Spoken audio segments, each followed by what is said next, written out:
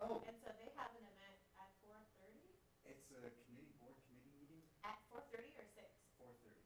Yeah, they should have this leftover food. Um, Where do you think I should put it? probably not here. Okay. Are they not supposed to be eating in this room? No, they Technically? usually don't. Okay. For regular board nights, when they have the 6 o'clock meetings, Yeah. they'll eat upstairs in Okay. one of the window I'll rooms. put it on the food table upstairs. Okay, do you know, Roseanne? Powell? Yes. Yes. So she would be able to let the board members know That where the there's food food up is. there. Okay, I will DM her. Great, thanks. Yeah, Sorry to thank make you go you. back and No, forth, that's but okay. yeah, because they usually eat in a separate room then come down. Totally, totally. But Thank on you. early nights, they don't have food, so this would be a great help. I'm Very so happy. excited for them. I will DM Roseanne. Great, thanks for thinking about that. Yeah, of course.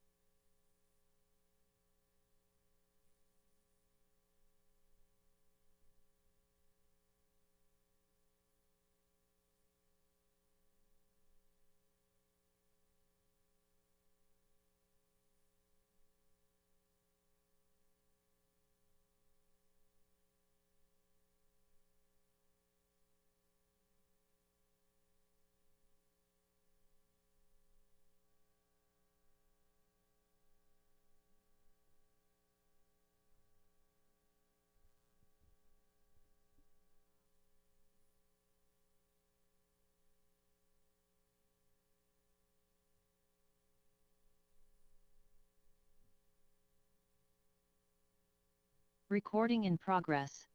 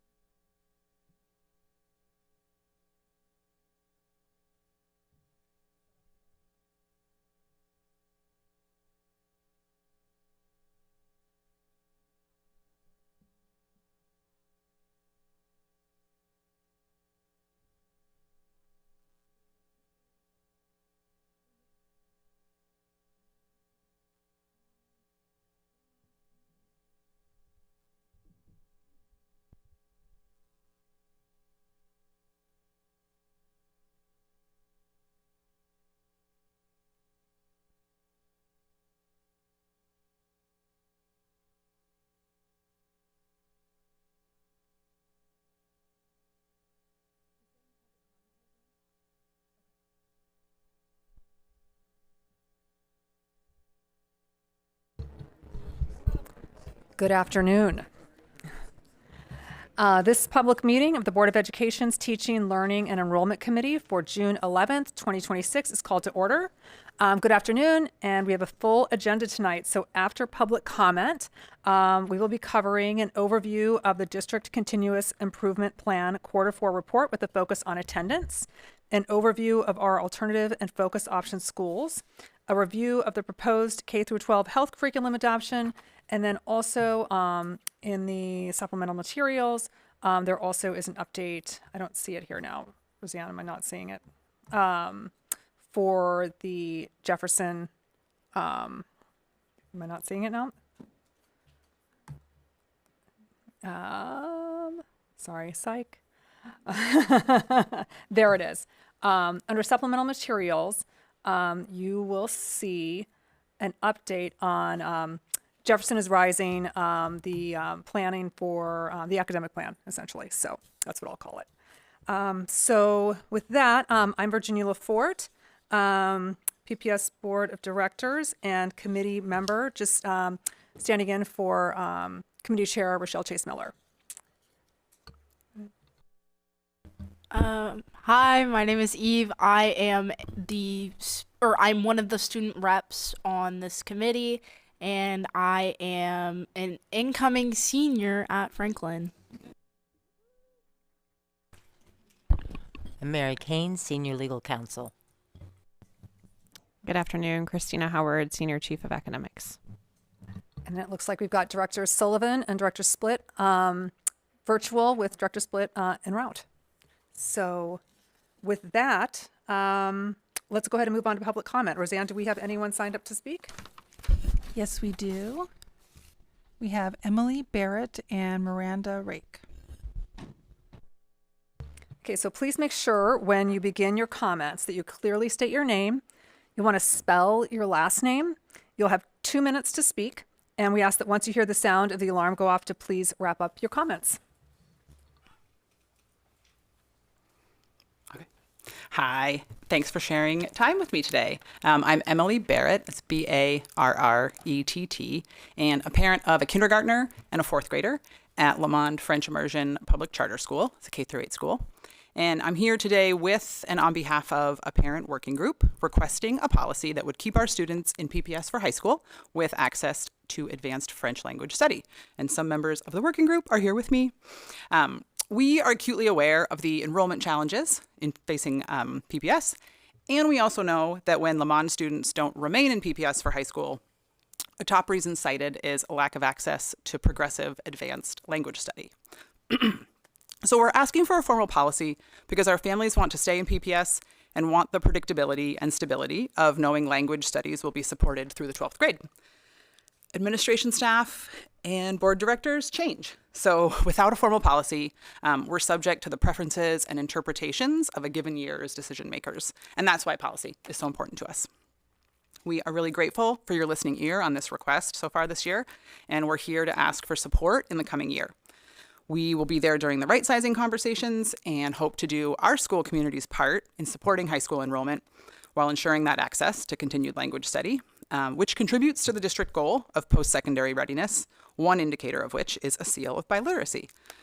And lastly, Lamond students come from every corner of PPS to be part of this wonderful community of learning, and they are finishing their final week of the school year tomorrow. So please pardon a number of us who have to depart early today to get them. Thank you again. And we know you have a demanding and difficult work ahead in the coming school year. So we wish you a restful summer, and we'll see you next school year. Thank you so much. Thank you.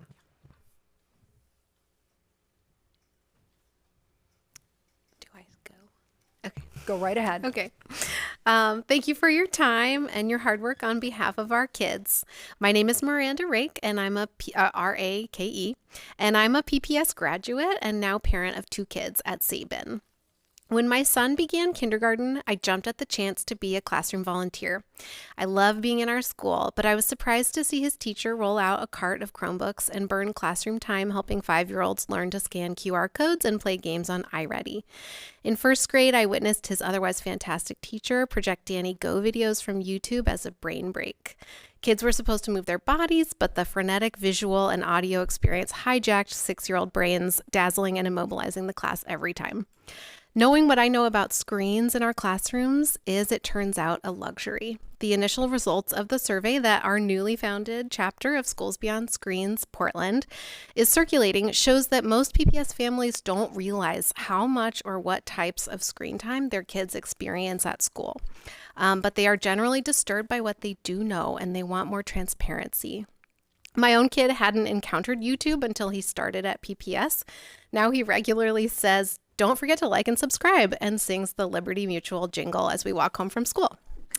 With the recent news about a Lumi AI event where a celebrity handed out Nike backpacks to promote a tech product to children, and increasing awareness that iReady, which is owned by private equity, may be violating our kids' data privacy, it's clear that it's time to get private financial interests of tech companies out of our kids' public education. Our kids deserve a richer educational experience than screens offer. Schools Beyond Screens is asking you to build a robust screen and ed tech policy for PPS that includes age-appropriate screen time limits, better ed tech vetting, and a pause on AI and PPS until more is known about the social, emotional, and cognitive costs of AI tools on developing minds. Our schools brim with incredible educators and staff. Our kids need the joys and challenges that come from interaction with other humans. Less screen time, more human time. Thank you.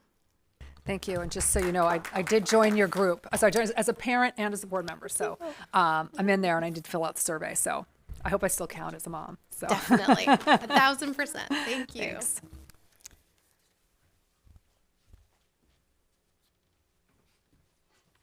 Do we have anyone else, Roseanne? Okay. So thank you for your comments, and we're going to start the meeting with the quarter district continuous improvement plan and attendance report. Dr. Howard, would you like to introduce this item?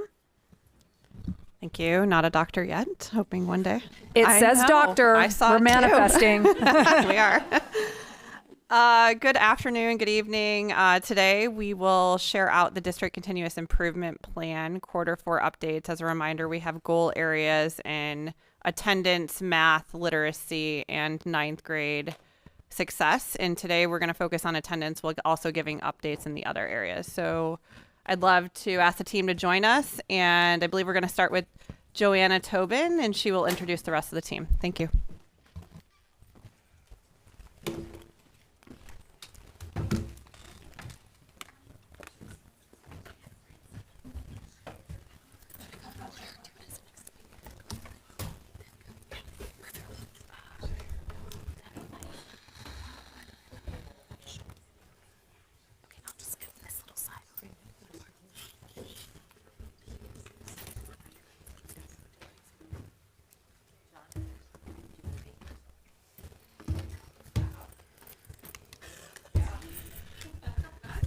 Just looked up and it's like a panel appeared.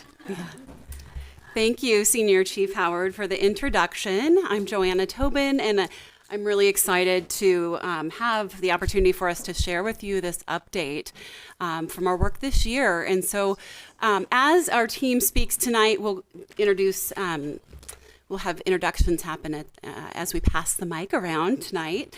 And so I just wanted to start off with reframing. And many of you have seen this throughout the year. A little over a year ago, we embarked upon a journey to really align our continuous improvement efforts throughout the district. And so we bring back this visual tonight to show that it really is a cyclical way of continuing to improve, really strategically aligned with district initiatives, as Senior Chief Howard mentioned, in 4 goal areas. And so we started off in the spring, setting the direction and engaging.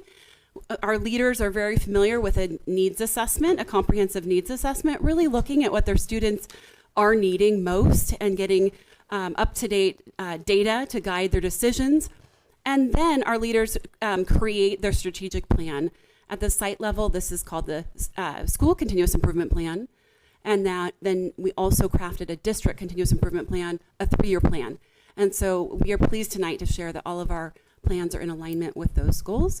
And then we really work to implement, and you'll hear a lot of the implementation from our team tonight, and the monitoring of the work and feedback loops. That's an area we really plan on strengthening as we head into the future, into year 2. And so with that, I wanted to reground in our ideal student learning actions. So early spring, we started to engage with multiple groups in our organization and really ask the question of what can we say that we're really aligned on in the district. And that led to ultimately what we would like to be very aligned on in the district. And so we named these our ideal student learning actions. And I just want to briefly read these for everyone in the audience. I think the white on the colors there is a little tricky potentially to see. So students know and understand the learning target, success criteria, and why the learning matters. This is a really huge emphasis in our schools right now. Talk to teachers and talk to leaders, and this is a big thing that we lifted. And then the ideal student learning action 2, students successfully engage in grade level and standards aligned tasks with persistence and ask questions to clarify their understanding. And this third one is one that we're really growing into, and there are a lot of great conversations underway about how we really lift this up, even more so in year 2. And that third action is students self-assess their learning and explain and justify their thinking connected to the learning target and success criteria. So we wanted to ground in that because this has been a big part of our work this year, a big part of our teachers' work this year. I want to celebrate that, and our leaders, of course, as well. And so with that, we'll move on. And just right here, we have those 4 goals. They really anchor us in attendance, which we want to name as also a key work there around the sense of belonging, and our work with culturally affirming practices as well, literacy, math, and 9th grade success. And so with that, we're going to dive into updates from our goal area leads, and I'm pleased to pass it over to Dr. Jill Bryant. Hi, thank you. I use pronouns she, her. So with our attendance goal, it was a lofty goal of increasing this year 5 percentage points for our overall attendance, and then to reduce the disproportionate gap with our focal students. That goal was to increase 8 percentage points in 1 year. And this is year 1 of our work with attendance, which I think is important to just frame with that. Then if we go to our next slide. Oh, thank you, Joanna. If you look here at the percentage growth on the right-hand column, you can see that there is growth from overall and all of our focal student groups, except for our Pacific Islanders, which I'll discuss in a moment. But you can see overall, when looking at almost 44,000 students, moving an improvement of 1.4% is not the 5 percentage points that we wanted, but there is growth in that area. And next year, ODE is changing those growth targets, and we'll actually, over 3 years, we'll need to improve 6 percentage points, which will be about 2 percentage points a year. So actually, it's a pretty good start, putting us in a good position for that. You'll also see here that all of our focal students grew, with our Native American, our American Indian and Alaskan Native students growing the most, and just want to give kudos to Marquita Guzman, the director, and her intentional work with families to engage them in a 2-way culturally responsive partnership. I also want to say, as a key highlight, is calling out Jefferson High School, with leadership of Jake Shelton and attendance coach Lamar Winston. They have improved their attendance by over 7 percentage points, which is the highest of any school in the district. So that's very exciting. And then in terms of our Pacific Islander students, you can see with a few students, the percentage is you can see it's a substantial percentage, and we are working closely with FACE to really determine what is our targeted response to better support those students. And last but not least, our strategies, again, is really working on Tier 1 climate, helping our schools to create conditions for our students to be engaged, have a sense of belonging, and positive relationships. So we're going to continue that work. Also, our work with our attendance team to strengthen their data literacy and their ability to create effective interventions. And lastly, is we'll really be leaning in this year on our family and community partnerships, developing that two-way communication, culturally responsive communication, and really help everybody in the system of PPS realize that we all play a part in our students' attendance. Thank you.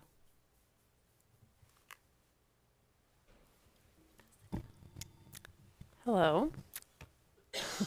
I'm Emily Glasgow. I'm the Senior Director for Pre-K 5 Academics, and I'm going to speak to our literacy goal.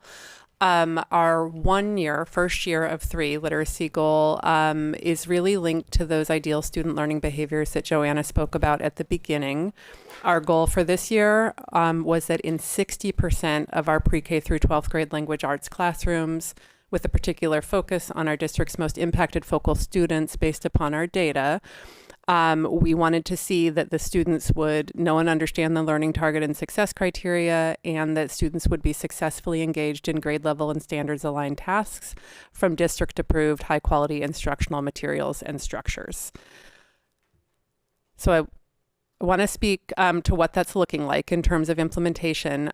This is data that we gather through our instructional walks that our principals go on in their principal professional learning communities with their senior directors of schools. What we've seen, and this is a dipstick, right? Because you can see this was from Q3, 123 classrooms across the system observed. We saw 76% of classrooms at fully evident or mostly evident around a classroom environment that fostered belonging. We saw that 55% of our ELA classrooms had students engaged in a grade level standards aligned task. 52% we saw instruction that was accessible to all learners. And then 43%, we saw that teacher clarity part about students knowing and understanding learning targets.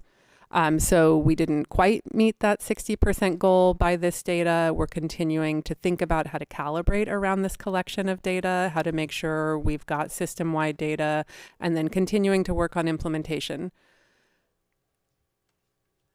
And then to share what implementation looks like, these are a lot of the inputs that we offered to educators and principals and the system this year to move the literacy work. Many of these will continue into next year with additions as we continue to progress monitor and look at the data. So we did quite a bit of professional learning around literacy this year. You can see that we're now engaged in pre-K through 12th grade science of reading, professional development, and coaching. We are engaging educators in integrated ELD, English language development, professional learning. How does that integrate into our English language arts classrooms?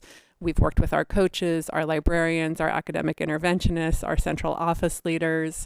We've offered time, structured time for teachers to sit together for half a day and unpack their curriculum with guidance and really dig in on what they need to do to help meet their students' needs using our curricular resources. And we're continuing to work with instructional leadership teams and professional learning communities to make sure, again, that teachers just have the time and the structures and the support they need to really unpack and dig into intentional planning for instruction with their students. Our teams have worked on a number of guidance resources to support educators with that work. You can see that list here. That includes everything from what are the most high leverage activities for me to engage kids in during my What I Need intervention block during the day. How am I going to manage multi-grade classrooms and literacy instruction? So 6th through 12th grade ELA playbooks that help teachers understand where all the resources that they need. And then lastly, there's a whole category of direct student supports that our teams have overseen for the district. That includes high impact tutoring, Tier 3 intervention, and our Summer Acceleration Academy.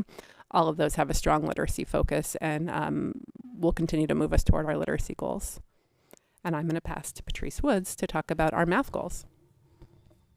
Good evening. Is this on? Yes. Good evening. My name is Patrice Woods, and as Emily stated, I'm going to talk to you about our math goals. And so, very similar to the literacy goals in terms of the knowing and understanding the learning targets and success criteria, and also engaging in grade level and standards aligned instruction. Our goal actually is a little higher for year one, so we are looking at a goal of 75% across PK-12 classrooms, again with the focus on the two ideal student learning outcomes. Whoops. Okay. So similar to what we saw with literacy, we have a high percentage, 79% of our walks. And again, let me actually back up. The 62 classrooms typically has more to do with the time of day for the walks versus any other parameters in terms of not having the same amount, but it's usually about the time of day. So I just wanted to give you that background. But again, 75% of the classrooms fostering belonging, 69% implementing grade level standard aligned tasks for students.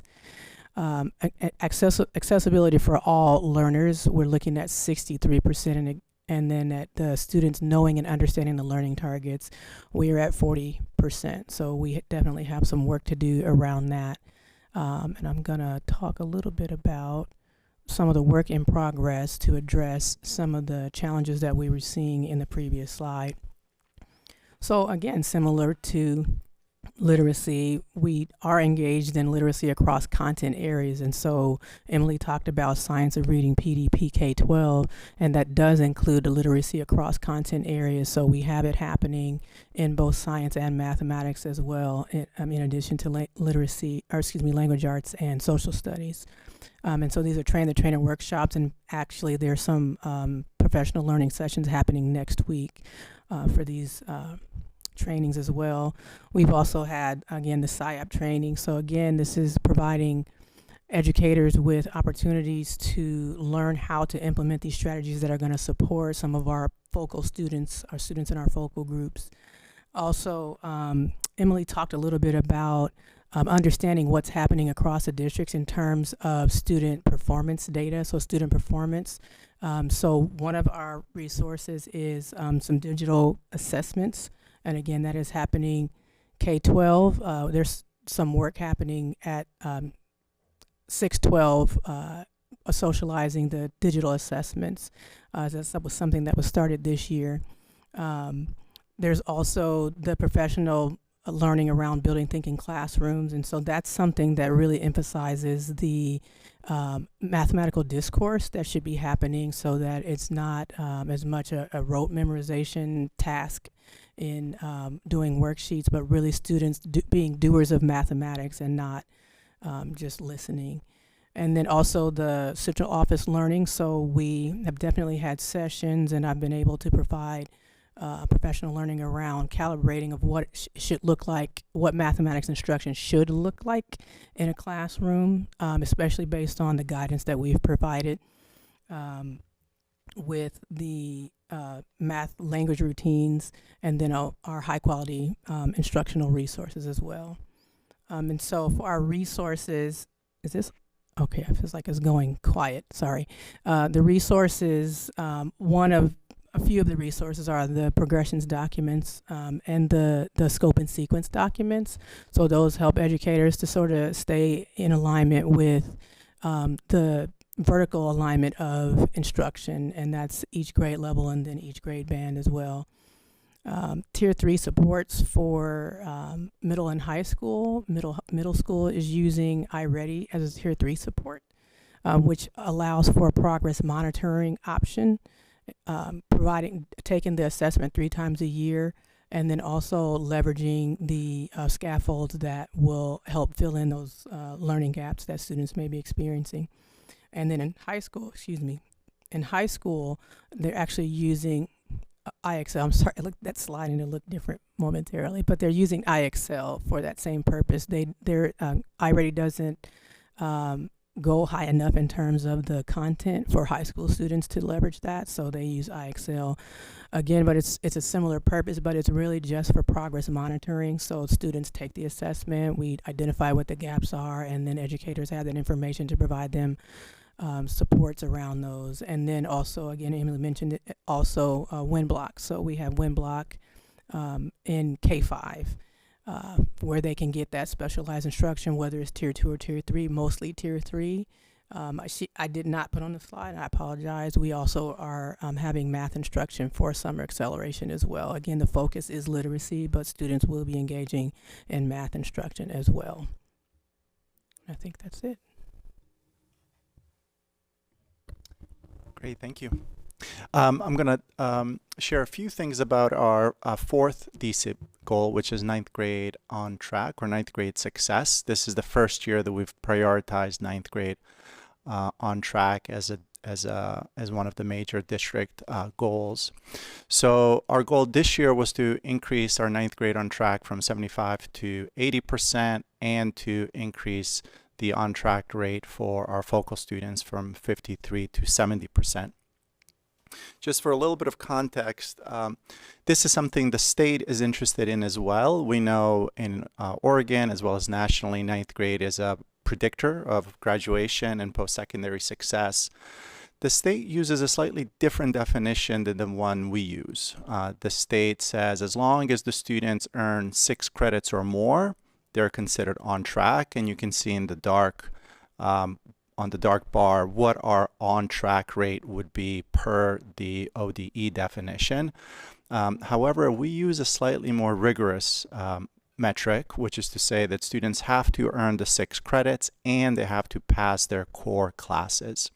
And so you see that using our definition, our on-track rate is slightly lower.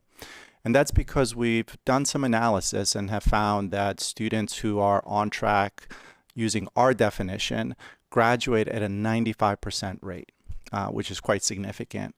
And students who earn the 6 credits but not all the right credits, they graduate at about 75 to 80% rate. So that's still important for us to track, and we're paying attention to that. I just didn't want you to get confused when you see the state on track rate and our internal metrics. So we are seeing some successes and some places of concern. What you're seeing here is what the on-track rate is for our ninth graders in our comprehensive high schools overall and by certain demographic groups. Overall, for all of our ninth graders, we are meeting the 80% goal, but are not meeting the focal student goals, particularly as they pertain to our multilingual learners and our students with disabilities.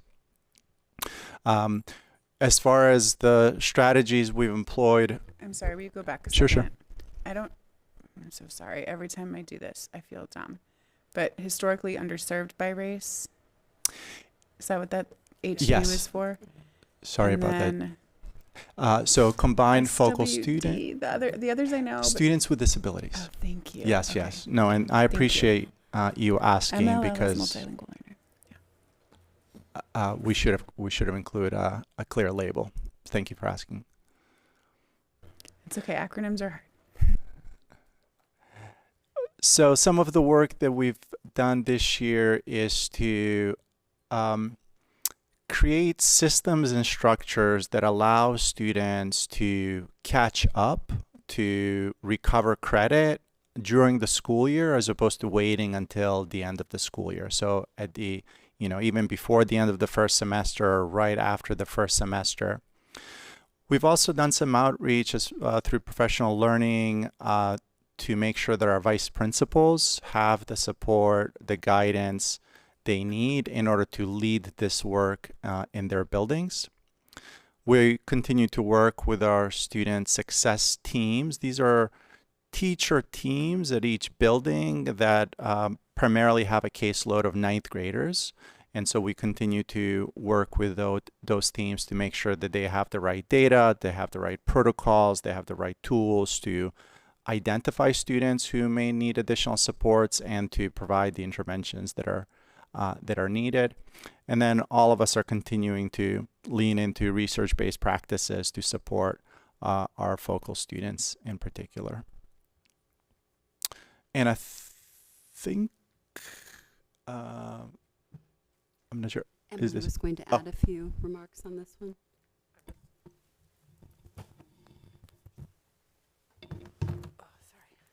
Doesn't wheel as easily as it should.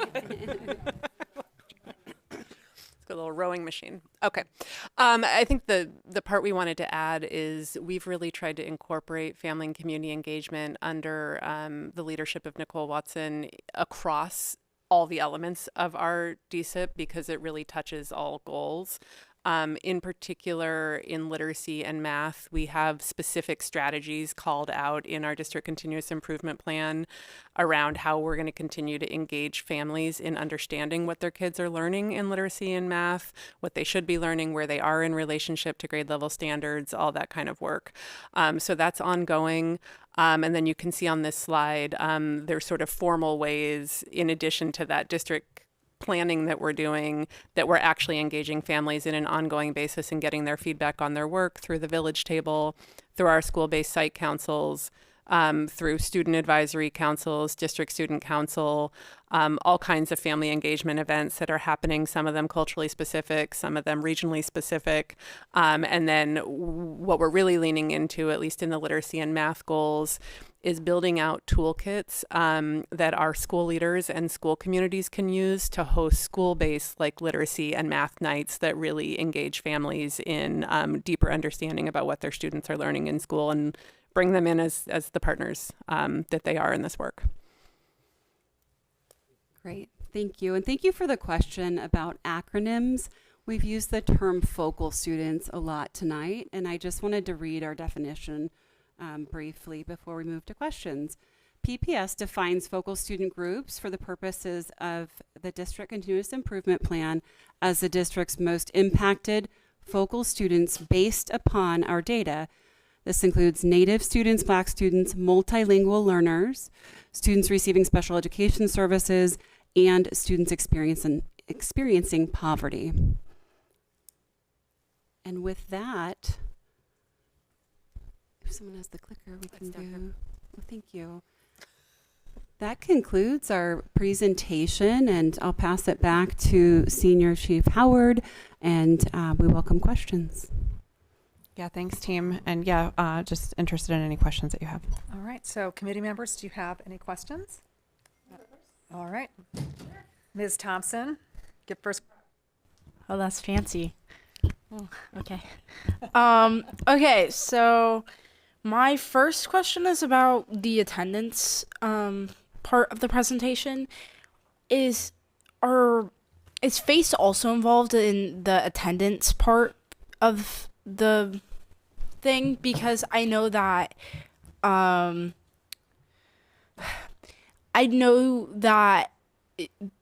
things were kind of organized by group or like by the ethnicity. How is FACE working with each group individually? Do you know? That's a great question because family and community engagement is essential for attendance. I'd argue almost the most essential. I would say that collaboration is evolving. So especially like when I spoke of the Pacific Islander students, really important that we engage community and do root cause analysis to find out what is needed. So the hope is that next year there will be better collaboration and integration of that. And then that actually leads into my next question. Yeah. So how does working with these groups go into professional development? Like, is there, I know in the past year there have been issues at Franklin, especially with that. And so I'm wondering if like professional development being integrated into prioritizing these ethnic groups and lessons and curriculums would help attendance at all. Yeah, another great question. We definitely, with my team around climate and culture and multi-tiered systems of support, we do a lot of collaboration with teacher professional learning, which is with the professional learning that is provided to all teachers. We collaborate with ResJ, the Restorative Racial Equity Social Justice team. And we, so there is a lot of collaboration, and much with the reorganization that's happening, we'll be strengthening that and really being able to figure out where the key areas for bringing our work together to strengthen it. Yeah. Does that answer your question? It does. Okay, and then I have one final question. Relating to the math curriculum, how are there in-person tools for these children who are struggling with math other than like the Acceleration Academy that's literacy focused? Like, is there a math focused thing that's in person for these kids? Because I know I really struggle learning math online, and I know that a lot of other kids in my age range do as well. I appreciate that question. I'm a huge fan of in-person learning as well. And the short answer is yes. So, and again, there's a reorg that had just happened. So my world has been K-5, but I've had K-12 experience with mathematics. So I could speak a little bit to the middle and high school pieces. But at K-5, again, one of the opportunities. So one of the things we do in terms of professional learning is encourage the tier 2 instruction in classrooms. And what I mean by that is you mentioned that we've got kids that are just fine, they're on grade level, they'll do great with whatever instruction happens. And then there might be some that are like, wait, I don't quite get that. So we encourage the tier 2, so like, for example, small groups in a lesson. So if we do the whole group activity and then we do small groups. So in the small groups, typically we encourage for like the teacher to do like a mini lesson to support the kiddos that might need a little extra help with that. That can be done before, so that there's like a bridge for this lesson, or it could be done after if there's, some other help that's needed. As far, there's also win block. So Emily mentioned win block for, and that's what I need. She mentioned win block for literacy. Some schools have choice as to what their win block focus is. Many of them do a high literacy focus, but a lot of them also do a math focus. And so that's another area where it's in-person instruction that's happening for students that need extra support. And at the high school level, middle and high school level, again, coming in brand new, I'm just going to be very transparent. I'm not really sure what the layout is, but I do know that, again, in terms of using the iReady, for example, and the iExcel, that's only to get data. It's not for them to sit on the computer and then do a bunch of lessons, because really they can't for a lot of reasons, but that's not the goal with that. It's to get the information so that I, as a teacher, know what the students need and then can provide tiered levels of support there. So does that answer your question? It does. Okay, Thank great. you. That's it for me. Director Split? Oh, do you want me to go online? Or we can go. Do you want to go last? Okay. Director Sullivan, I see your hand up. Yes, you mentioned research-based practices to help focal students, and obviously your focal students are a wide range of different needs. Can you just share a couple of the things that you use to help them catch up? Say, I know English language learners would be different maybe than Pacific Islanders or special education. How do you decide what to use? I can frame just really generally and then pass to content specialists for this. Going back to the design of the district continuous improvement plan, we really looked at our our existing strategies in the district align to federal programming. And so we really pulled that in. I also want to introduce Dr. Kameta Jefferson, who's here with us and is a tremendous part of the work and will be moving forward. And so we really looked at the strategies that were existing, that our folks who are required to report out on the use of federal funds were already aligning to. And we built upon that, looking at the Herring Center's work, which is really focused on inclusive practices. And from there, we crosswalked those two and added in from our expertise in the district, what might we be missing, looking at a culturally responsive lens as well, with work that was underway at the time with culturally affirming practices and culture in the classroom. I feel like my mic isn't working. Can you hear me? Okay, a little closer. Oh, I'm too close. Fine. And so from there, we then built out the aligned strategies to the school plans, and the district plan really is intended to be responsive to the school plans, which will be even stronger heading into next year. And so for specific content questions, we can pass to math and ELA. I think, Director Sullivan, you may have mentioned our English language learners as well. And so I can say from that team that a big part of the work this year, while there are components aligned to the district continuous improvement work, the aligned work has really been, as Dr. Glasgow mentioned, really focusing on that integrated English language development, which we've shared with you in previous presentations. And so that was part of this teamwork that we've mentioned, the team has mentioned, and that will continue to be strengthened over time. Team, anything to add? What would you like to add? I'm sorry. Yeah, I think a couple of things to build on top of that. In addition to the integrated ELD work that Joanna talked about, we have been doing what's called SIOP training with all of our K-12 educators, which is sheltered instruction. And so really thinking about how does a general education classroom teacher, when the English language development teacher is not in the room, what are the strategies they need to build in their lesson to make sure that even students with emerging English skills can access the learning. So those might be vocabulary strategies, they might be discourse strategies, they might be using images and realia to like illustrate concepts for kids, right? So those are kind of universal strategies that we're teaching.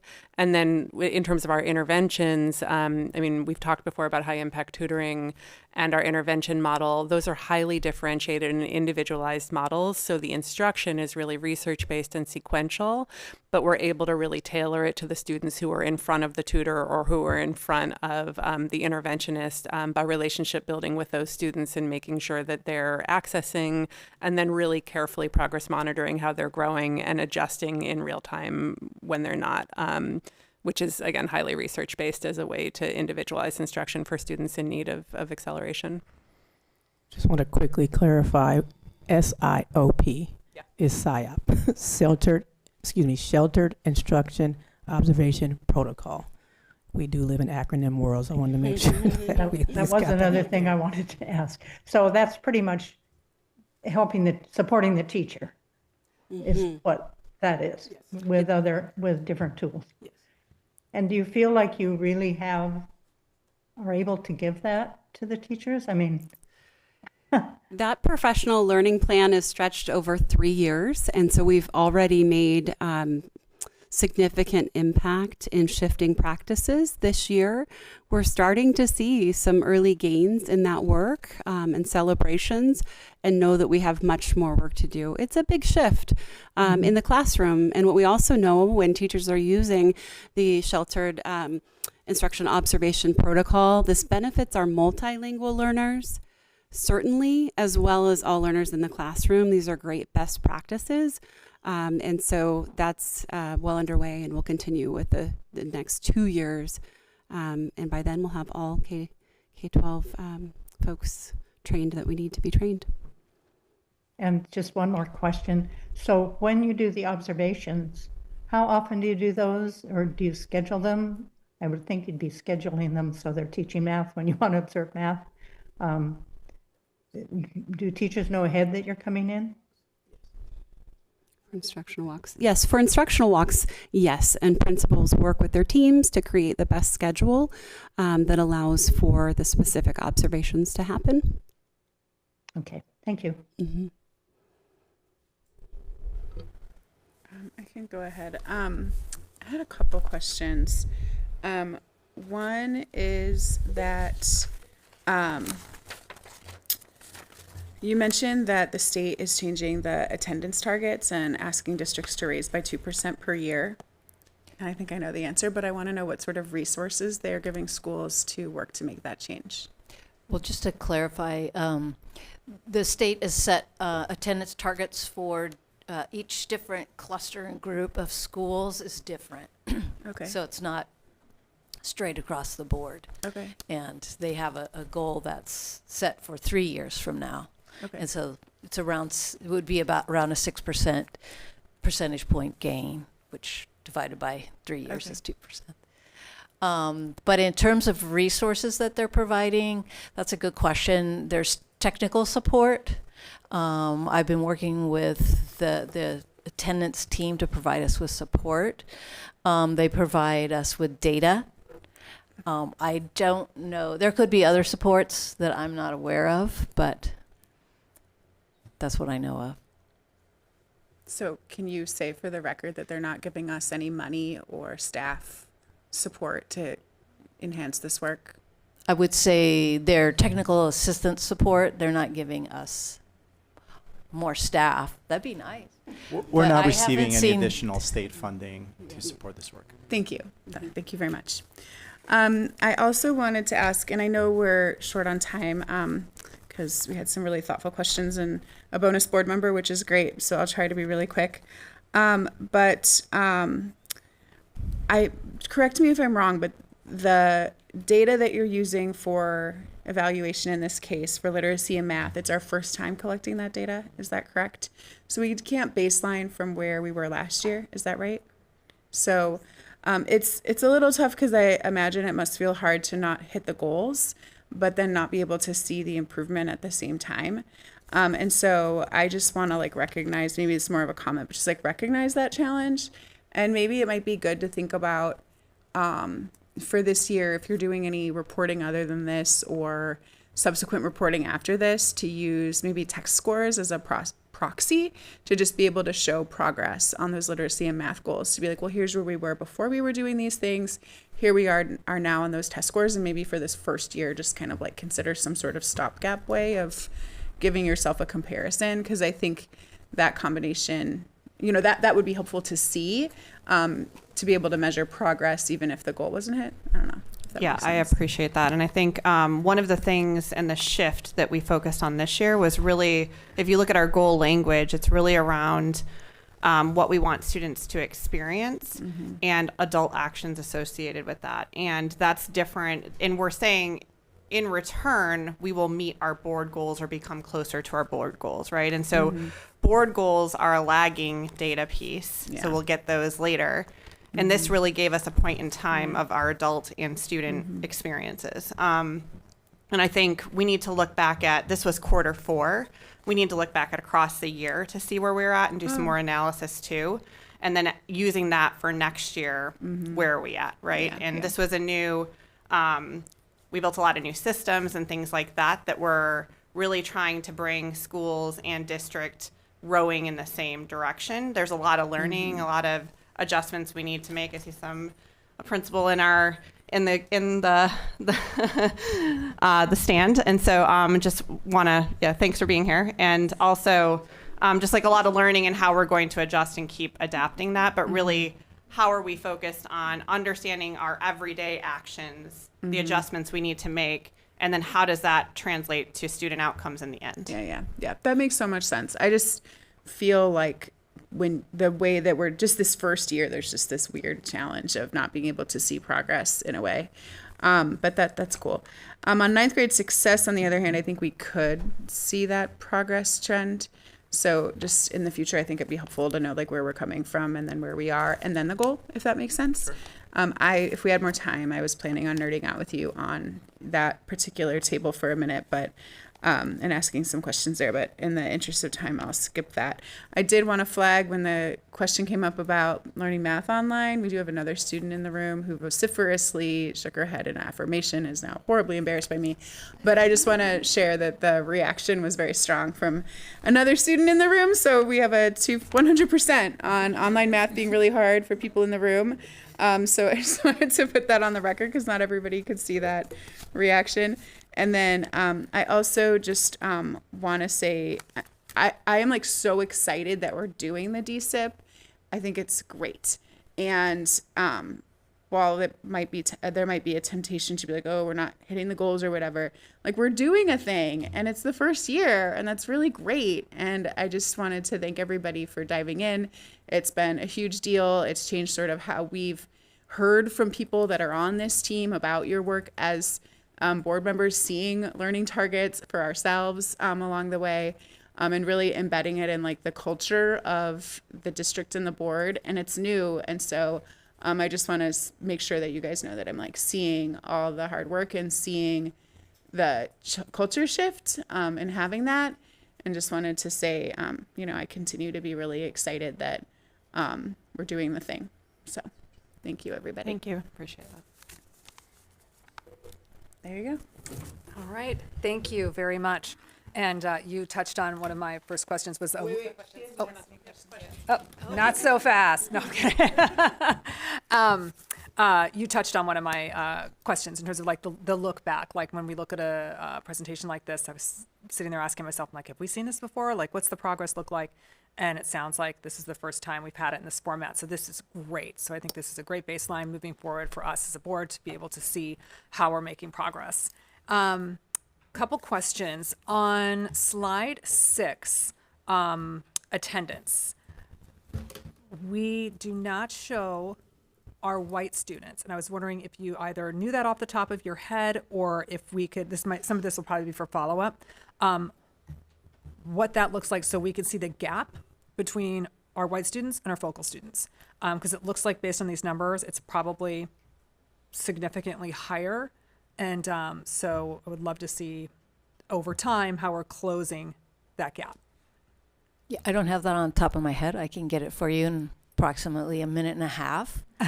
But that's real fast. Yeah. You don't have to do it in a minute and a half. You can send me a note or whatever. That'd be great.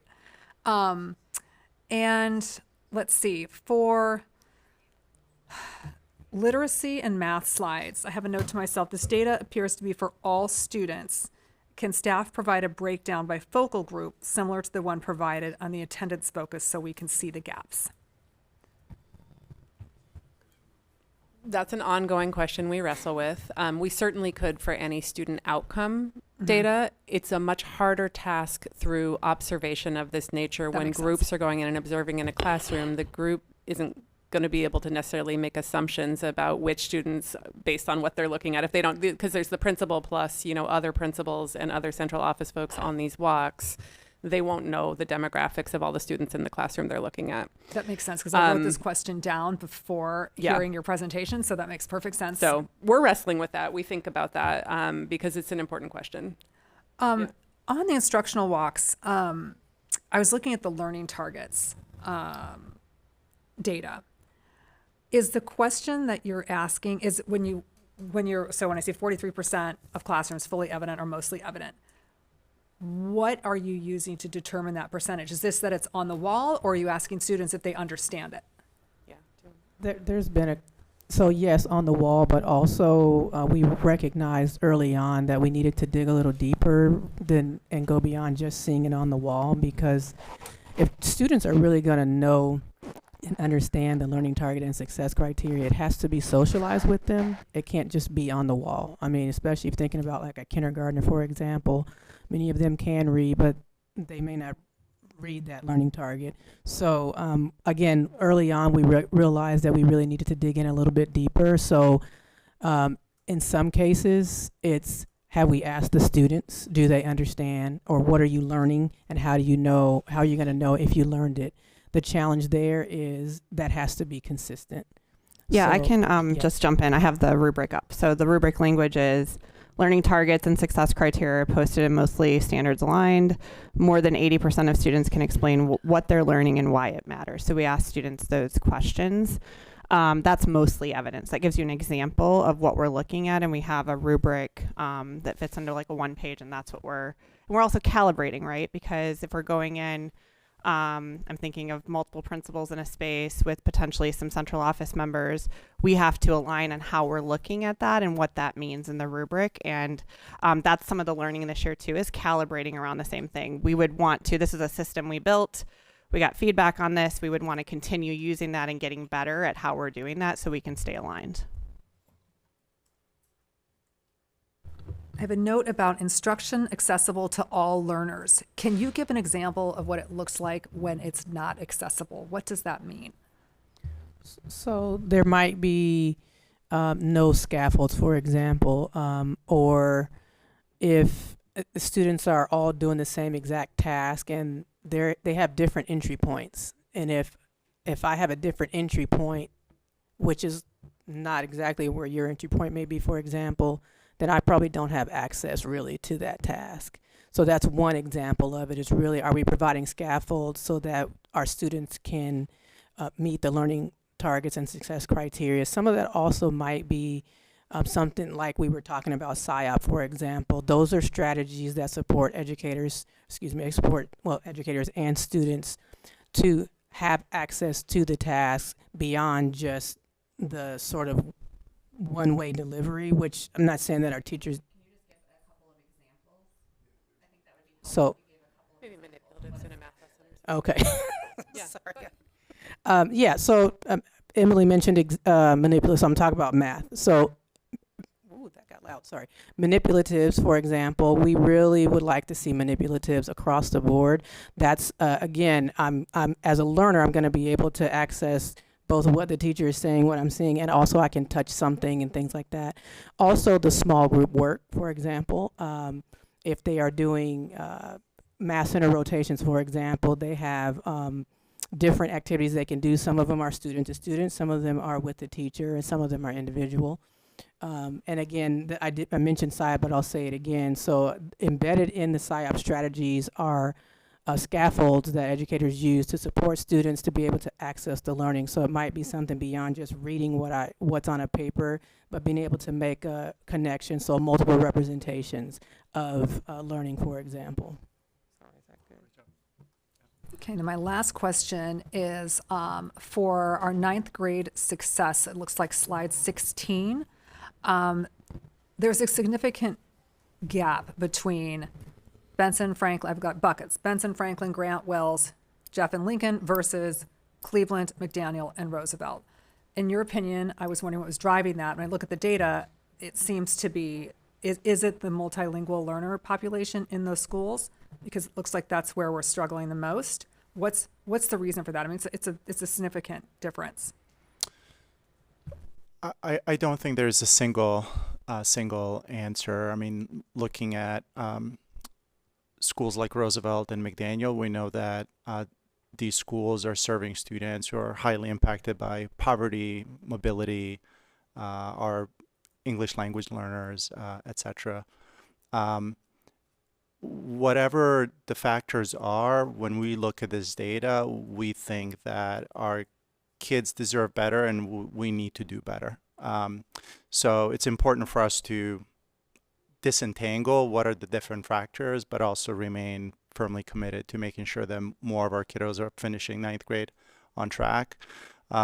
I can tell you for sure that the staff in those buildings are working exceedingly hard, are building relationships, are reaching out to families, are thinking creatively about how to make learning accessible, how to create multiple opportunities. The good news is that, and I'm sorry that we're not including the historical data, is that there's definitely a movement in the right direction, and there's an opportunity for further growth. Okay, thank you very much. Appreciate it.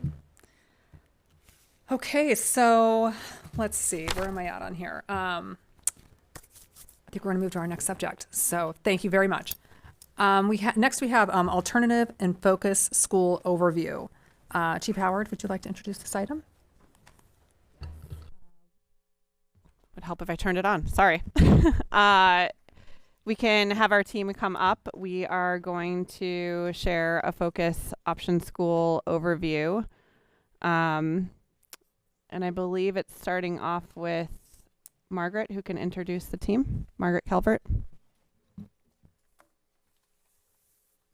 driving? Slides. Want me to project? It's up. Oh, it's up. Got it. Yeah. Do you want to start? I'm going to just introduce people. And then you're gonna Lovely. jump in. Do it. Good afternoon. My name is Margaret Calvert. I'm an assistant superintendent here in Portland Public Schools. It's nice to have Student Representative Thompson with us today, and good afternoon, Director Split, Fort. I think online we have Director Sullivan and Director Engelsman. This afternoon we will share an overview of the alternative and focus option schools in PPS. This is a follow-up kind of what is our portfolio of schools across the system. Earlier in the school year, you received an update on charter schools, and this is a follow-up with a look at our alternative and focus schools. With me today, we have Dr. Emily Glasgow from academics, Richard Smith, Senior Director of, I don't actually know exactly what his title is, but he's the data guy. In the formal way, and Director Judy Brennan from our Enrollment and Transfer Center. So I'll turn it over to Dr. Glasgow. Great. So I have the privilege of co-leading the academics, activities, and athletics right-sizing work group with my colleague, Dr. Hustic, who was just up here next to me. I'm going to quickly go over our agenda and give you some foundational information and then pass down the road. Today we're going to discuss the board policy that outlines how we define educational options. We're going to provide an overview of the current state of focus and alternative schools and programs in PPS, and then we'll try to be brief enough that we can hold time for some discussion and questions and answers at the end. As we talked about in our last session, we always start with learning targets and success criteria. I'm going to let you read those and just sort of summarize for you that if we've been successful at the end of our time together today, you should be able to describe the educational options that are available across the district, where they're located and who accesses them. And in addition, you should be able to describe the basic mechanics of our somewhat complicated lottery process. We wanted to take a minute to pull up and just review part of the board policy on educational options. This policy provides guidance regarding the process for developing the range of educational options we offer across our system. We want to note it was last amended in 2003, so it hasn't been necessarily brought in front of the board in some time. It is, however, still the board policy, and it will inform our work in right-sizing as we look to balance the variety of programs and schools that we offer across the system, while also acknowledging that neighborhood schools are the cornerstone of our system as was laid out in the guiding principles. I think I should say, to be clear at the beginning of the presentation too, when we talk about neighborhood schools in this presentation, we're talking about the definition given in this board policy, meaning the boundary around schools. Sometimes recently we've also used that term to talk about inclusive schools in PPS. Today we're talking about physical neighborhood boundaries around schools. In the Ed Options policy, there's some really helpful definitions that we wanted to start with, so we could make sure we're all kind of speaking the same language as we talk about the different options across the system. You can see them here. I'm not going to read them to you, but our policy does differentiate between a school and a program. It also differentiates between focus option schools or programs that offer kind of alternative curricula or focus areas versus alternative educational options, which actually are designed to meet the needs of specific student populations. Give you a minute to digest those. Okay. So, as Margaret said at the beginning, there are some types of programs we're not focusing on today. What we are focusing on today are our focus option, dual language immersion, and alternative programs. On this slide, you can see what those are by name. The key at the bottom helps you understand that P means program and S means school. As Margaret kind of stated at the beginning, we're not tonight talking about alternative programs where students are co-enrolled with primary schools such as Portland Evening Scholars, or schools that have specific enrollment criteria such as Our Day in Residential Treatment or Pioneer. So we're going to talk specifically about those that are on this slide for today. On the following slides, there's 3 of them, we're going to walk through the kindergarten to high school pathways for the dual language immersion programs in PPS.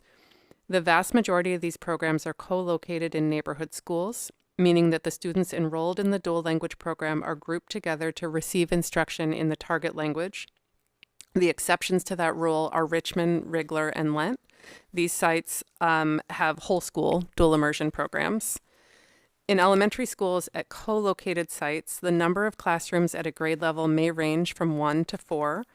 We often describe the balance of sections as the number of DLI, or dual language immersion, along with the number of neighborhood or English scholar sections. Students primarily enter through the lottery choice program at kindergarten and then follow a specific pathway to middle school and ultimately to high school.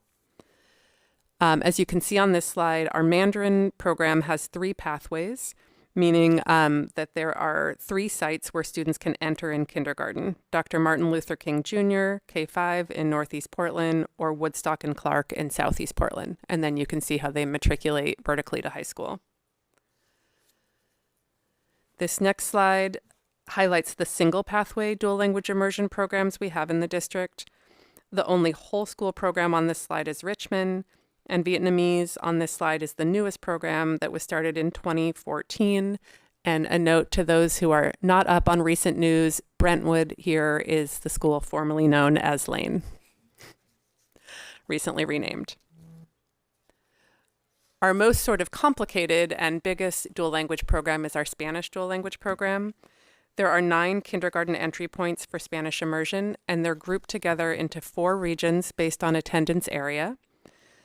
So the Jefferson, I want to make sure I'm referencing what's up in front of you. Jefferson Roosevelt moved to Roosevelt, Lincoln Wells moved to Lincoln, and Grant McDaniel moved through to McDaniel. Franklin Cleveland moved through to Franklin. As I mentioned before, Rigler and Lent are full DLI schools, meaning all classrooms are dual language immersion schools at those 2 programs. If students who live in those neighborhoods don't want to be in a dual language immersion program, they can opt out into a nearby neighborhood school. So that would be Scott for Rigler students or Marysville for Lent students. And then in the next slides, we're going to share more about where these programs are located and who is accessing the programs. I'm going to pass back to Margaret.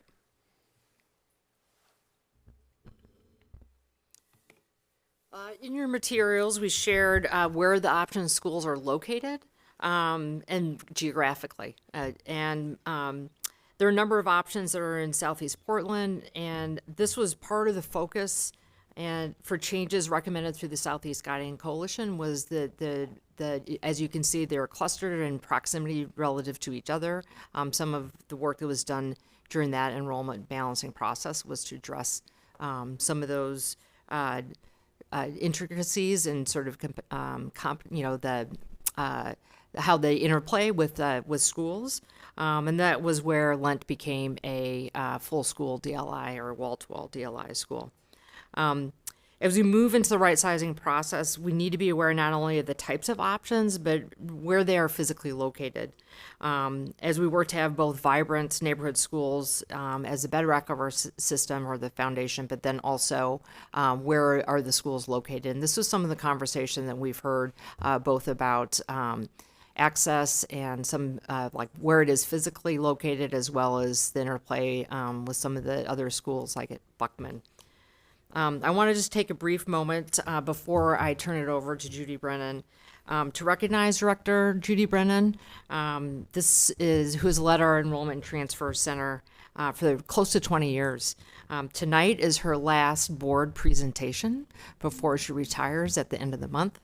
And I just want to thank her for her time. She's walked through many of these enrollment balancing processes over the last 20 years, and her body of knowledge that she carries, we are thankful for her service and also for the wisdom and thought partnership that she has given to so many leaders and also to the processes over time. So I just want to take a moment to just thank Judy for her contributions, and also to recognize that anyway, she's gonna we'll talk through the next pieces, and she also is very excited to make it to the fire game tonight. So we're trying to keep that in mind as well.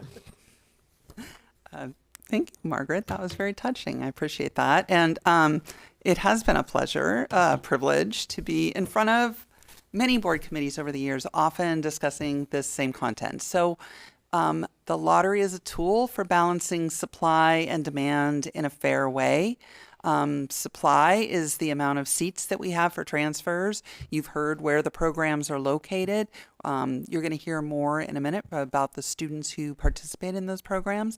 The lottery is the way that they got there. The lottery is based on priorities set by the board through policy. Policy 4.10.051 to be specific. I will not need that information for much longer. So a few things to know is that that board policy gives priority to students who are siblings of other students who are already enrolled. There's also a factor for family income that we apply to at schools that have a lower percentage of students who qualify for direct certification than the district average. At our dual language immersion programs, home language is an important factor, as well as for Spanish immersion, where it's most complicated. We have the regional programs.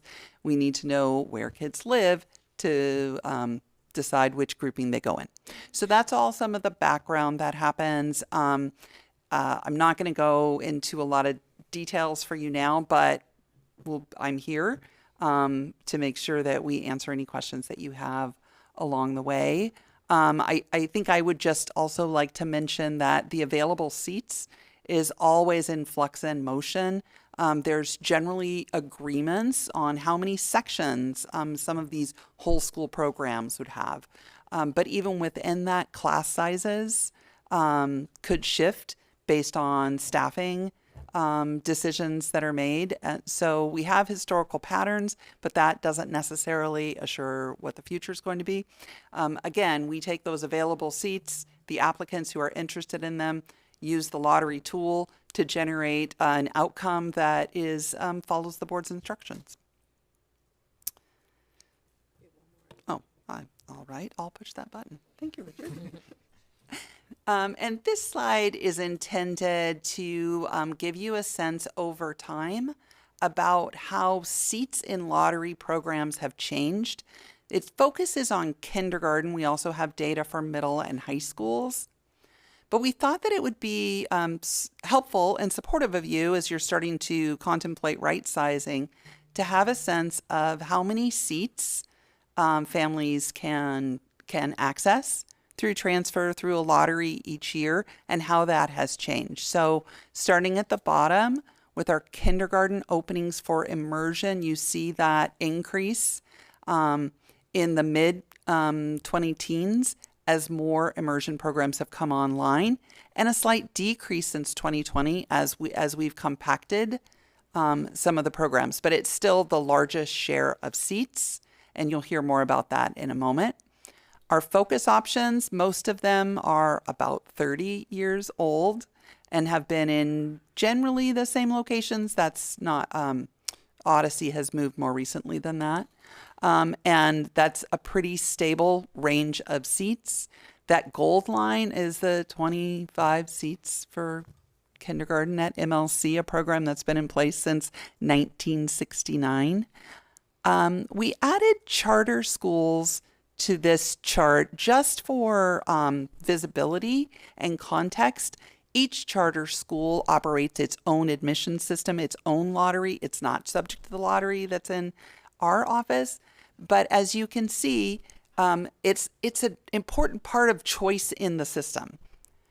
The percentages on either end compare that total number of openings, not the applicants, but the total number of openings against the total number of kindergarten students enrolled in PPS that year.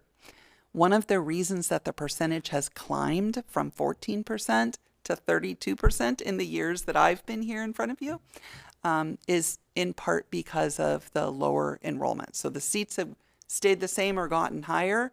The number of overall students has gotten lower.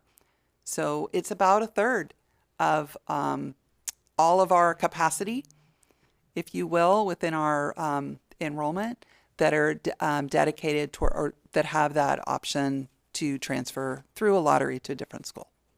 Wow. Okay. So just as an example, to go from what the number of space or seats that are available for the current school year, this shows by language in the DLI programs, the number of seats are available at kindergarten, and then the number of students actually enrolled in the programs. So the previous slide, as Director Brennan said, was about openings or seats, the availability. This also combines enrollment in the current year to the number of seats that were available. A second on this because I'm really confused by this Sure. one. I was looking at it when I was preparing for the meeting. I didn't understand it. So are we just opening up way more seats in two of these programs and then reducing the number in one of them? I'm sorry, this is all the same year. I don't get it. So if we look at Chinese immersion on the top line, so there are 127 across the three elementaries. There are 127 available lottery seats, and 104 were taken. So I misread it as being a different year and got confused. Yeah. So okay, thank you. So it's the number of seats that were available and the number of seats that were filled.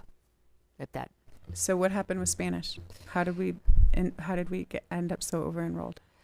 So I think I'll ask a clarifying question, but I'll turn to Director Brennan and Senior Director Smith on this one. But I think part of it is that there are two spaces in Spanish that are, for example, Lent has it's primarily a neighborhood school, but has a small number of seats that are lottery. So I think that it may be capturing both of those pieces. Yeah, I can confirm that. So the lottery is students who have to apply, but if you live in the neighborhood, you have guaranteed enrollment. This adds all of it together. Regular and Lent are included along with the other programs on the Spanish line. On the enrollment column, but they're not the lottery slots column. Except there are some lottery slots at Lent, but that's not for neighborhood students. Mm-hmm. Gotcha. Was there any other question about that? That was it. I think I just misread the chart, assuming it was like this last year to this year, and got confused about why we were growing those programs so much. But I was just misreading it. Okay. Yeah, sorry about that. No worries. All right, good evening. My name is Richard Smith, Senior Director for Data and Accountability. There we go. Got to fill that in finally. Data guy. Happy to talk to you tonight about some data about who's accessing these programs. And I do want to clarify in the immersion piece, it's important to note that many of those kids are neighborhood kids in certain programs, and in other programs, there may be less of that in those ways. So when we think about our focus students, as Senior Director Tobin talked about, we want to talk about percentage of students who qualify for direct certification, which can be an indicator for poverty by program. We also want to note that we don't include Jefferson in this analysis because moving forward in future years, Jefferson is not going to be a focus option program. So we wanted to bring in current state for the other schools here, but leave them out for that part of it. And so here we can see our overall direct certification rate and then each program where they sit in the yellow for percentage with direct certification, and in gray, the percentage without. And so you can see that there's quite a bit of disparity within our system. I'll also note when we look at neighborhood in general, that there's also disparity if you look school by school there versus just as a district as a whole. If we move on and we look at our students who receive special education by program, we can see the PPS overall rate is about 17%. Neighborhood school accounts for about 18%. And then you can see all the other programs where those fall in percentage of students who qualify for special education services. Can I ask a quick question, just very quick clarification? For Buckman and Sunnyside, which I think are maybe the only two that are a combination of neighborhood and lottery, is that just the lottery kids or is that the whole school? This is the whole school, also including Bridger is also another school that has both options. Sorry, Bridger. We do want to note that this is not the neighborhood model when we talk about special education, as Margaret talked about at the beginning. This is specifically thinking about boundaries and neighborhood schools. Next, we want to look at students, percentages of students who are receiving multilingual services. I know there's been quite a bit of conversation tonight around this group with the district continuous improvement plan. We can see the overall percent is about 10% of PPS students. And then we can see where that breaks down within these schools. We do have a higher percentage in many of our immersion programs, not necessarily all of our immersion programs. These students specifically in Spanish, Mandarin, Vietnamese, and Russian DLI are higher than the district average, and we don't see that quite with the Japanese immersion. Students also do exit these programs over time. We want to note they don't necessarily stay in them throughout. And finally, we want to look by racial groups. And so we can see the overall breakdown for each of these programs by the racial groups that we track in PPS. And we wanted to show our focal groups. When we think here, we're specifically thinking of our Black students in particular who would be called out, as well as what we looked at for special education, direct certification, multilingual learners on the previous slides. And finally, there's always the question of where do students come from in these schools? And so we did an analysis, of course, every year, and we looked to see which schools have students going to them from where. And we can see that proximity does end up being an indicator for some of the programs for where students do attend. And that we also have to wrestle with how many students are coming out of certain schools. Is there a program or multiple programs that draw primarily from one school? When we look at the number of students who could be attending a neighborhood school versus who actually do attend the neighborhood school, that becomes another question that we wrestle with when we look across programming as well as district policy. So with that, that concludes our presentation, and we look forward to any questions you have for us. This is my favorite topic ever, and we're so over time. We have, frankly, too much to have discussion. We probably, for this agenda probably. But I just want to thank you. I might figure out how to follow up since we don't really have time for many questions, so that we can make sure Eve can ask questions, and anyone else. I'm happy to cede my time, but I just thought this was really great, and I wish I could ask you 20 questions. Thanks. So I actually don't really have a lot of questions. I think that this was really well put together, and it was easy for me to digest. I also kind of know a lot about this already, but it was very easy for me to digest and look at the data and go, whoa.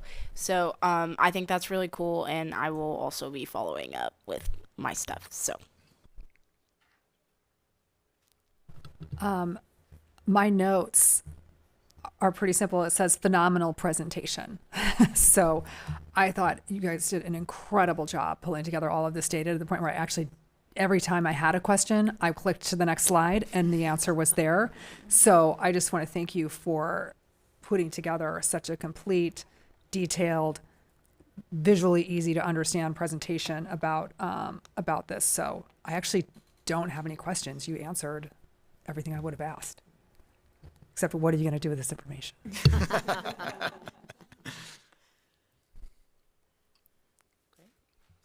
Maybe I will ask my one question then. I was trying to be polite, but this hopefully will be quick. one piece of information that I would have liked to have seen and didn't was just like class size compared to, it's kind of hard to use like an average in PPS, I realize, but like some sort of maybe like class size versus the like limits or something for those schools, because I have a sneaking suspicion they might have lower class sizes, but I just don't really know for sure. So just in the future, if you ever do this presentation again, or if somebody does want to pull that almost same kind of thing you were doing across the board with just like some sort of proxy for like average class size is tough because we have some really abnormally small class sizes. So I don't want to compare to the average, but like something that's something else and then across. And then I also wondered about what neighborhood balancing meant on your slide. You had neighborhood balancing as one of the like For the lottery? For the lottery. It was Yeah. like one of the 4 things that you consider before somebody goes into the lottery, and I'm just curious what that means. The neighborhood, it's a factor for dual language immersion. If it's a co-located program and you live in the neighborhood, there's a separate group for you. If it's Spanish immersion, you don't live in the neighborhood, but you live in the region, there's a separate group for you. It's also the primary driver for Benson High School because we have what we call the Benson Balancer that has us take as close to equal numbers of students from all the neighborhood high schools in order to fill Benson. Thank you so much. You're welcome. Those are my factual questions that didn't get asked, and I will save discussion for another time. I actually think the superintendent has said I'm allowed to talk with you ad nauseum about this, so stay tuned. Looking at you, looking at you, MC. AKA doctor, sorry. Okay, I think we're good. Thank you very much.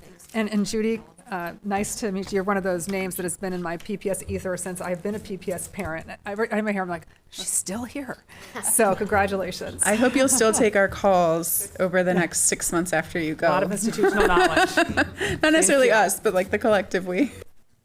Just waiting because I wasn't sure if Director Sullivan. Oh, I'm sorry, Director Sullivan, I did not see your hand up. I apologize. Just so you know, we're way over time, so just keep that in mind as you go in. To say I appreciate this presentation, just like everyone else has said. It's so clear, and I have to look at it more to really get it. And also, Judy spent almost an hour with me one time explaining the complicated things that she has to go through to make this work. And I just appreciate it so much, and I'm not quite sure how we're going to do it without you. But have a wonderful retirement. Thank you very, very much. Thank you. All Get right, to that thank fire you. game. Exactly. Have fun at the game. Okay, our next topic is to hear the staff recommendation for the K through 12 health curriculum adoption. Chief Howard, would you like to introduce this item? Yes, great. The team is heading up. Tonight we are sharing the recommendation for our K-12 health curriculum adoption, the culmination of 4 years of review, field testing, and engagement with students, families, educators, and the community. These materials ensure we meet state requirements while providing students with age-appropriate, standards-aligned learning that support their health, safety, and overall well-being. I'd like to welcome Dr. Jenny Withicombe, and she'll introduce the team. Yeah, thank you for having us. I'm Dr. Jenny Withicombe, Assistant Director for Health and Physical Education here in PPS. And this is Susanna Lightborn Maynard. She is our grant-funded Health and Physical Education teacher on special assignment. So, yeah. Oops. I'm going to do it by memory.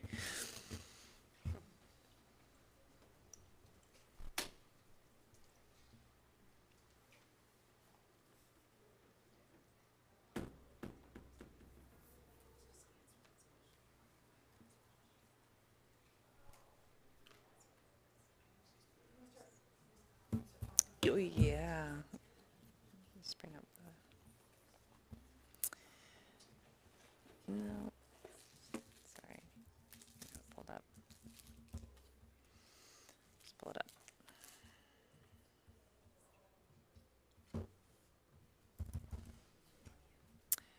I just have to bring up the PowerPoint. Okay. Okay. So just to reiterate, this has been a long process for us to get to the place to be ready to present our K-12 health education adoption. All of our materials align with our Oregon health education standards, the many, many laws and mandates that govern health education in our state. They are supportive of our drive towards moving towards high quality instructional materials, and they focus on comprehensive skills-based health education, which is best practice for engaging students across their educational experience. The sub-content areas within health, so a health adoption, we think of health as one big comprehensive package, but it really includes many sub-content areas, so things such as mental and emotional health, food, nutrition, and physical activity, substance use prevention, comprehensive sexuality education, and things like violence prevention. So basically, there's no single health education textbook that really meets the need. The norm is very static, and as we know, the things that our students are facing, the health decisions that they're making on the daily basis are changing very rapidly, and often curriculum and instructional materials can't keep up. So we really wanted to focus on that need to be flexible and responsive in our curriculum selections that was going to be aligned to student data, because we know, again, as we're looking at the data each year, that what is salient for our young people and their the decisions that they're making around their health shifts rapidly. And so we really did heavily rely on a number of specialized public health organizations, both local and national, to support our work. So with our participants, we had our health and physical education team. So we do have a number of grants which support different components of health education and staff within those grants. So they were a part of the work. Our AIR committees, teachers who served as field testers, as well as students who served as field testers. We worked with community stakeholders, our village table group, and as I said, many public health organizations and curriculum partners. On the slides, you'll see the participants. We can just show that we have a really robust participant pool covering everyone from kindergarten through high school. We had pretty even numbers across the board in every grade level, so we had lots of representation. So we were able to test out our materials that our students are working with each year. Then we also wanted to represent our cluster breakdown, so we were able to recruit participants, students and teachers from each of our clusters. A couple of the clusters were slightly smaller than others, but for the most part, we got a really well-rounded picture of folks utilizing the curriculum and field testing it from across the district. So overall, we had hundreds of educators and students and community members engage with us in cross-grade and cross-cluster participation. The process was very transparent. We held open houses, listening sessions, and did a community engagement night here at the PEC in the fall of 2025. And our commitment was to making an inclusive and community-informed decision. And just if you've been through, I'm sure, many adoptions, but just the selection process and how it works. So we review a number of vendors, what's the existing curricula that's out there, and including comprehensive health education textbooks. So we still bring all of those materials in for everyone to review from the start. Yeah, sorry. Okay, 1 second. 1 second. It turns out we don't have the slide deck either, so yeah, That's that might be the issue we're having. I don't know. Yeah, we have the memo, which is great, but yeah.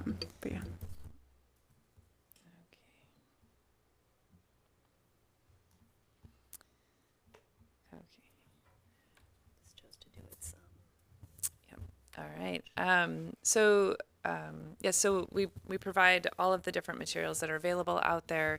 And then the AIR committee selects the materials that they want to field test and see how they work in the classroom setting. We gather feedback from the educators, from the community, and we're looking for things that, is it aligned to our laws, standards, and mandates? Is it aligned to our student data and what our student needs are? Oh, excellent. Huzzah. Okay. So I'm pretty far along, but I'll catch us up.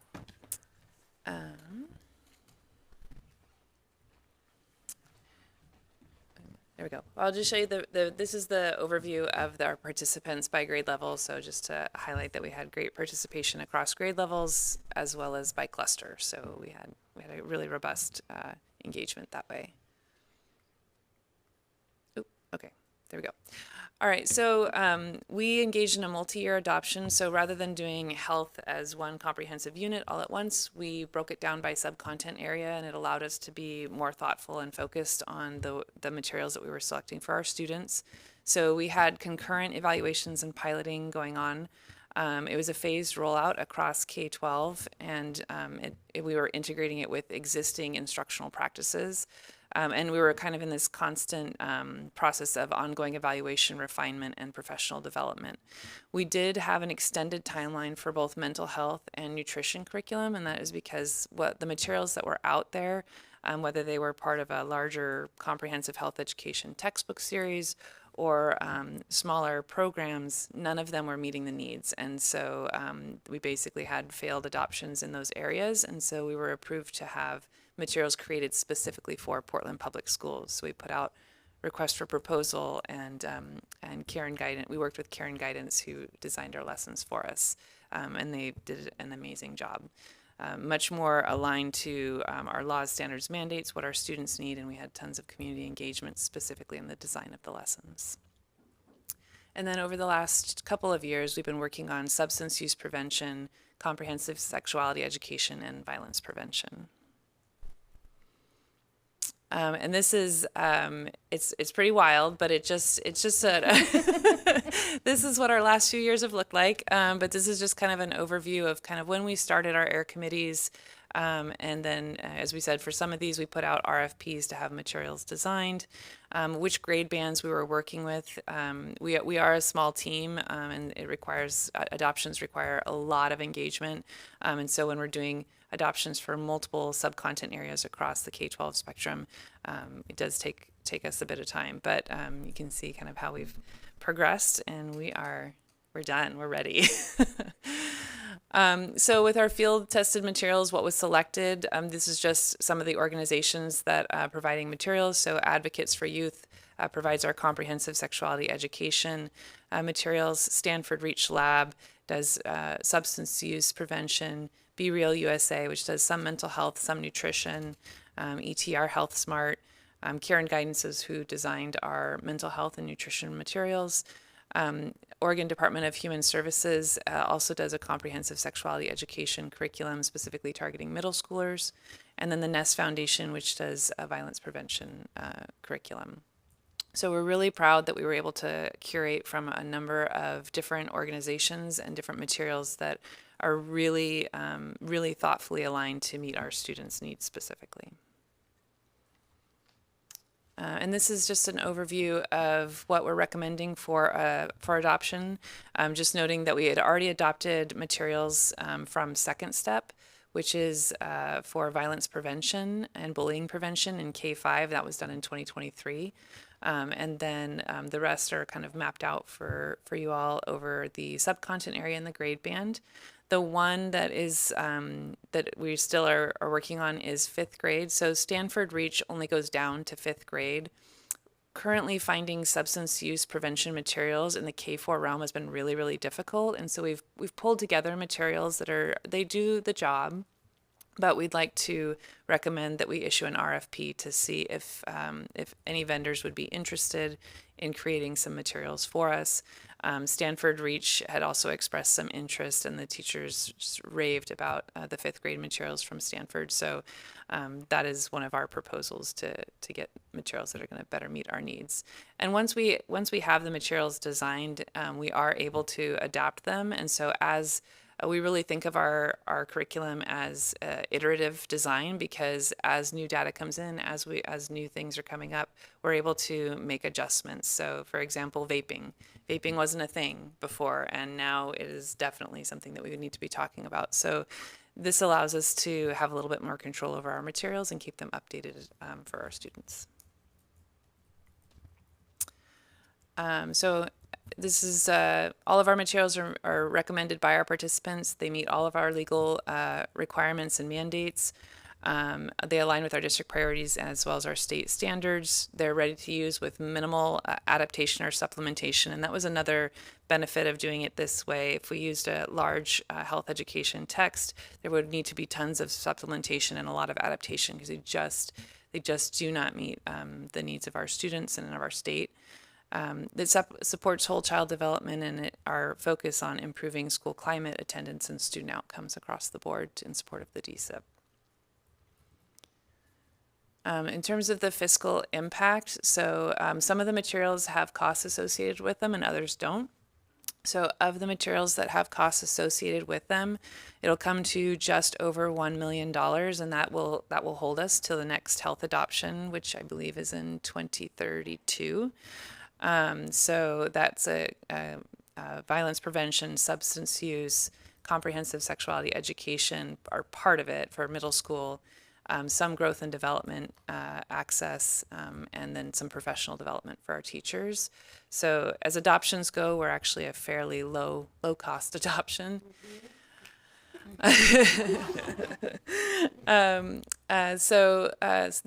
These adoptions were funded by grants that we received through the Centers for Disease Control and Kaiser Permanente, so that was at no cost to PPS. So our K-5 mental health and our K-12 nutrition were both funded through grant funds at about $143,000.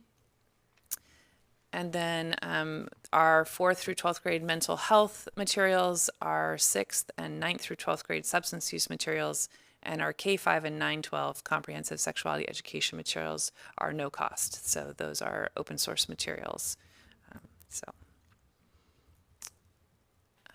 And then our implementation plan. So our plan is to do a phased implementation rollout across the grade bands. So for example, if we take sex ed as an example, health is taught on the quarter system for middle schools. So, you know, we need to make sure our middle school teachers get their training first because they're on that 9-week quarter system. It's usually implemented in our high schools right around the semester shift. So we've got a little bit more runway with that, and then with our elementaries, that's usually more towards end of winter, early spring. So we've got a plan for rolling out the professional development that will accompany each of these sub-content areas. It's already integrated into our existing health instruction and course maps, so we'll be ready as soon as the fall starts to hit the ground running. We're already in the process of working on outlining kind of what would curriculum-aligned training modules look like, and what is the kind of ongoing educator support that we can provide. Many of the materials are already piloted and are in use in classrooms because we didn't have a previous health education adoption. So we've been able to use the materials that we own, the ones that were created for PPS. So a lot of the teachers are familiar with our instructional approaches and practices. That's where a lot of our professional development has been focused, which has been more curriculum agnostic, so to speak. So more focused on teacher pedagogy around health education. And then just to highlight, we've had just very positive feedback for the rollout of all of our materials, and teachers have been very excited about the new elements that we're adding to their curriculum. And then again, it's not just a curriculum adoption. Health education is a cornerstone of ensuring that all of our students are healthy and safe and able to plan for their futures. We're ready to go. We're ready to support our educators and build on meaningful results for our students in a way that's going to last a very long time. And any questions we can answer?